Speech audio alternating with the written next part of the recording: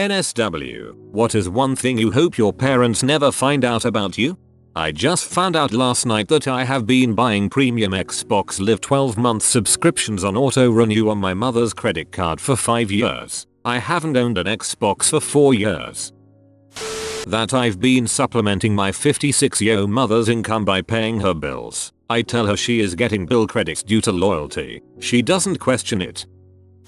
I'm 62 and my parents have been gone for a long time. I think they never knew I was growing hydroponic pot in the backyard in my electronics lab in the 70s. Maybe they knew and just kept quiet and left me alone. I suspect they never knew.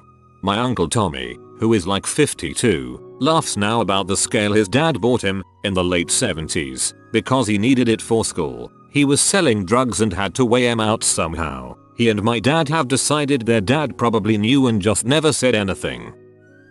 I was 15. A friend and I were with his parents and a large group of people camping at a lake during the summer, and we decided to sneak off and smoke a cigarette. This was in California during fire season, so putting the cigarette out was of utmost importance. I think you know where I'm going with this, but bear with me. Turned out we didn't put the cigarette out, and the entire camp, 20-30 people, including us, ended up running buckets to and from the lake to put out a decent sized fire. All the while a Cal Fire, wildfire agency, plane is flying above scoping it out. My dad was the fire captain in the plane. I'm 24 now and I'm still slightly afraid of what he'd do, his reaction if he found out. In case you're wondering, we did put out the fire. I used to keep a suicide note in my wallet in case one day I just couldn't take it anymore. Now I keep it there to remind me when I have a bad day that I already had my worst days. This is only better. Back in the late 90s there was a local election. I don't remember who the candidates were. I grew up on a cul-de-sac, very low traffic area. Despite this, my neighbor was very serious about his political candidate and sign. One morning he awoke to a missing sign. He drove back to the campaign headquarters and put another one up. A couple days later, it was gone again and again. Eventually he put up a video camera to catch the sign thief in action. Sure enough, it was taken, but it was too dark and you couldn't make anything out. So he installed a light to illuminate the sign all night. Sure enough, it was still taken. Video showed someone in a trench coat and Bob Dylan mask stealing the sign. This just infuriated him more. All of the neighborhood kids, myself included, helped set booby traps. He sent the video into the local news and they came out and did a segment on it. He plastered the neighborhood with flyers with the pictures of the masked man, but it kept getting stolen. He glued the sign to a piece of plywood, then nailed that to a 4x4 post which he set into the ground. Next morning, the post has been cut down and the sign is gone, and video shows the same masked figure cutting it down with a big saw. He bought and installed a motion detector connected to an alarm in his bedroom. Video shows the figure going around the perimeter and disconnecting it from behind before stealing the sign. May he never discover that the sign thief was his own high school aged son. All of high school I forged my report cards using a very bad Microsoft Word template that was pretty much just a few tables. These didn't even have letterheads from my school or anything. Went from a 2.1 to a 3.4 GPA. Now that I think about it, my parents were really dumb for not seeing through those shoddy report cards. Sold drugs, but never used any. Just wanted money and a rush. Not a rush from the drugs. I don't smoke crack, mother, I sell it. How uncomfortable I am around them. That I'm scared and frustrated and feel a little cheated by the fact that I will have to take care of my mom as her Parkinson's disease gets worse. She's already pretty debilitated, mainly cognitively. I handle her finances, her paperwork, her medical stuff. Her disability doesn't cover much, so I pay for everything she can't afford. I love her. I owe her this, and I will do it, but knowing that it will be this long, slow decline, that it could go on for another 20 years, that I will eventually have to bathe and feed her like a baby, that makes me feel panicked and trapped. My youngest child is 15 months old. I worry that, by the time I'm done taking care of everyone that needs me, there will be nothing left of me. I'm moving in with my mom. Her and I both have rheumatoid arthritis. I'm moving in with her, so I can make sure she is taken care of. I'm scared of what is going to happen to me. I'm only 32, and I work as a roofer. Some days, I can't even get up. My joints hurt all the time. I first tried anal in my mom's bed. Sometimes I go outside without a jacket. I tell my mom all the time that I have lots of friends and I hang out with them all the time. The truth is that I have no friends and I'm terribly lonely. So lonely that I often cry myself to sleep. I'm a 25-year-old man. It would break her heart if she knew. That I still remember when she said she wanted to kill me a few years back, and I cried about it. She will never find out that it broke my heart.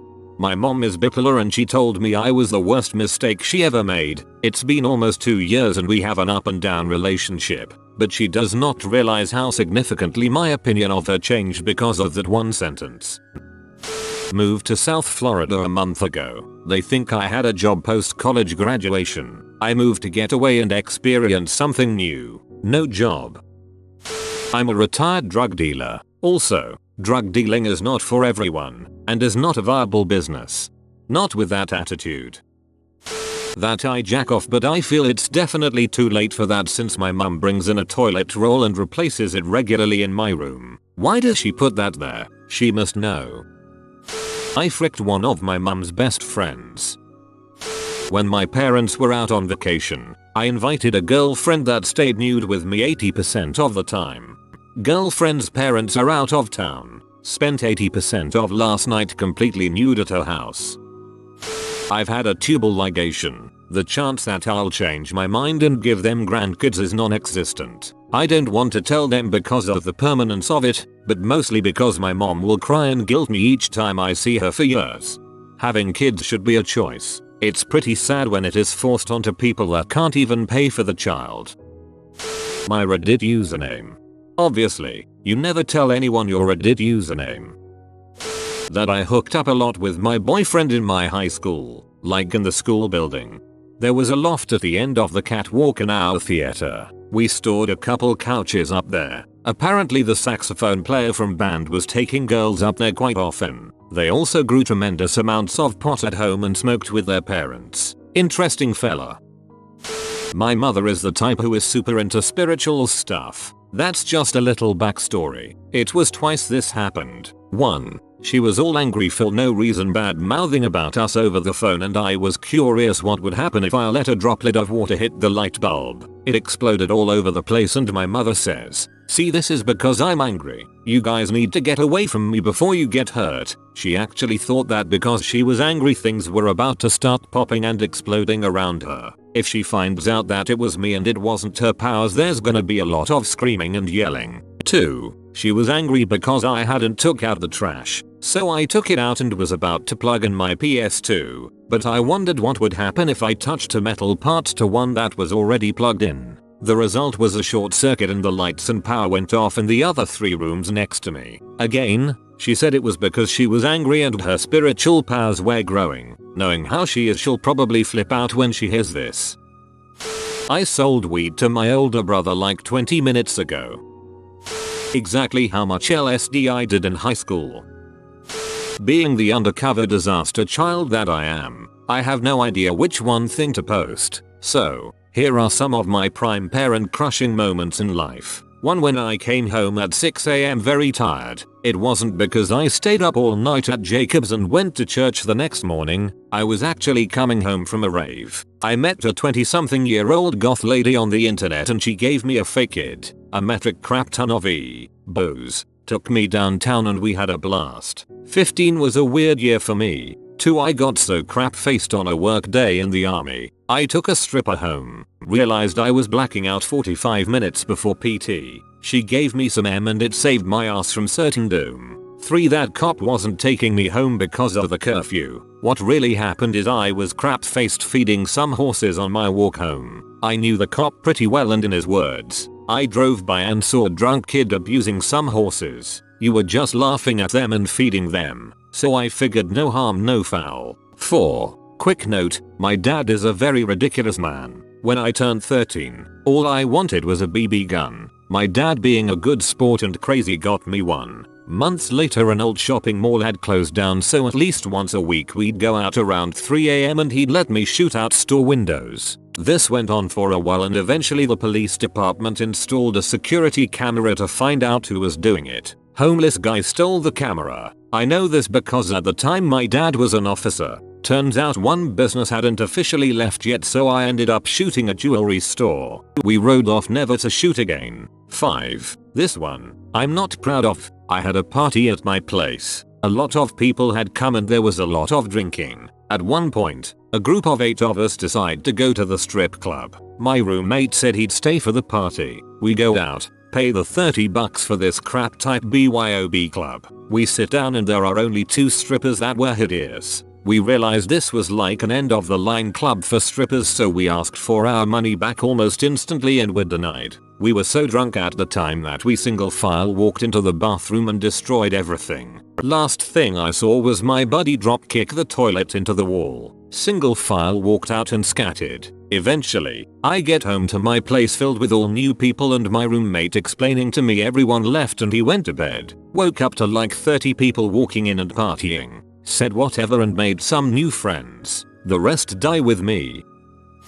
That I don't particularly like them, or the rest of my family for that matter. My dad is dead. I have 3 younger brothers. Mom is remarried to a cool enough guy, and I have 3 older stepsisters. Every few years I'll go back and visit. Not because miss any of them, but because my mother, my brothers, and my girlfriend will pester me about visiting. I'll call every few months because the girlfriend will pester me about calling my mom. My girlfriend is very close to her family. Plus, I suppose you're supposed to stay connected with your mom and family. I don't dislike them, but I'm no more fond of them than any other acquaintances. I don't really enjoy my time with them. When I visit New Hampshire I try to fill my time doing all the tourist-y things I never did when I lived there so that I'm too busy to spend it with family, or catching up with the one friend I have there that I still give a dang about, who wants their mother to find out her firstborn is relatively indifferent to her.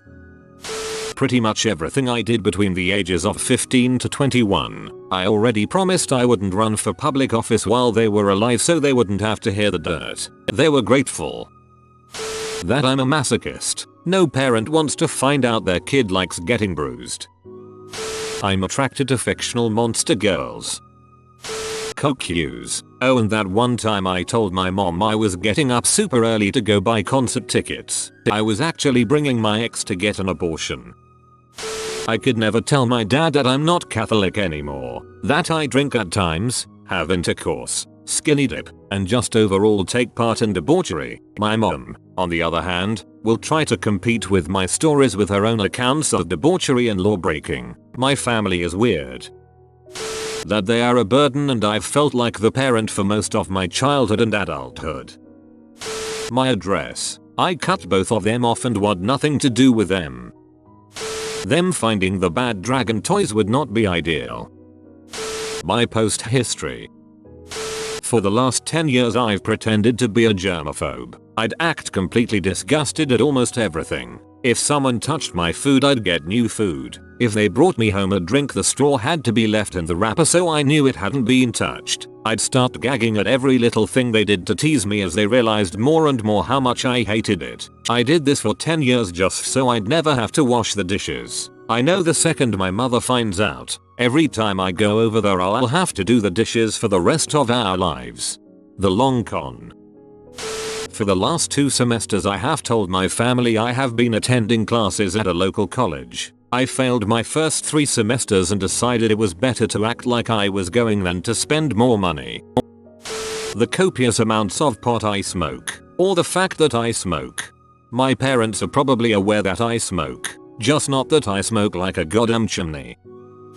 Once my sister and I went to the beach and brought bananas to eat. We forgot about them, and when we got home, we just left the bag in her room. Well, a few weeks later, she came crying to me. The bag smelled like death and flies were swarming around. I opened the bag and there were hundreds of maggots everywhere. It was amazing that they didn't get out. At the bottom of the bag I found one thing, a blackened banana. My sister continues to tell me that the bag was expensive. In her panic, she came up with a great idea. The idea was to get the bag, walk to her school, and drop it in the dumpster by the building, and then tell our parents that we lost it, so I ended up getting paid $50 to drag a maggoty bag to a dumpster at 3 in the morning. By the way, my parents ended up buying her a new bag and believed her story that it was stolen. You have been visited by the beautiful Squidward. Comment beautiful as Squidward so that your beauty excels that of others. If you are new to the channel, you can subscribe. I publish new videos every day. Until then, check another video, or don't. Either way, have a great day you magnificent people.